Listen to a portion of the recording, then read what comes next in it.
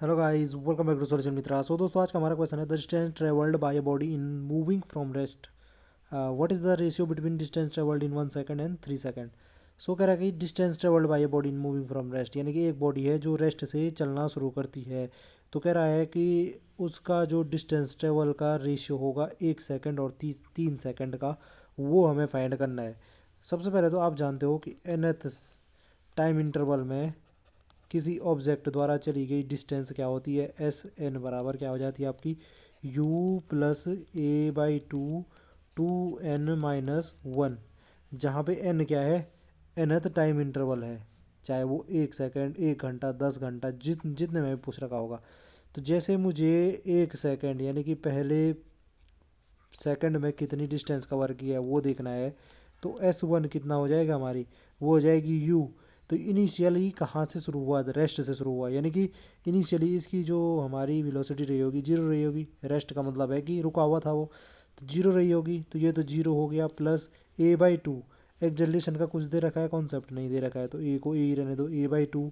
और two N minus one, two N minus one, two two two two two into N, N यानी कि पहले second के लिए देख रहा हूँ, इंटू क्या हो जाएगा, वन माइनस वन।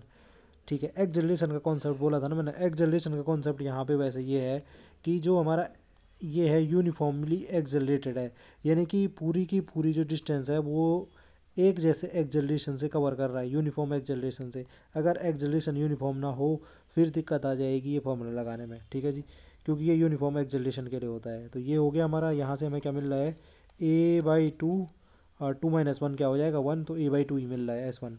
ऐसे ही थर्ड सेकंड यानी कि तीसरे सेकंड में कितनी डिस्टेंस कवर की उसने वो देखना है, तो एस थ्री बराबर क्या हो जाएगा, फिर से यही फॉर्मूले के हिसाब से यू प्लस ये, तो यू फिर से हमारा इनिशियल तो जीरो से ही शुरू हुआ था वो, A by two, A by two अपनी जगह रहा, टू इंटू इस टाइम एन की जगह पे क्या आ जाएगा, थर्ड सेकंड में कितना चला है वो देखना है, इंटू थ्री हो जाएगा माइनस वन।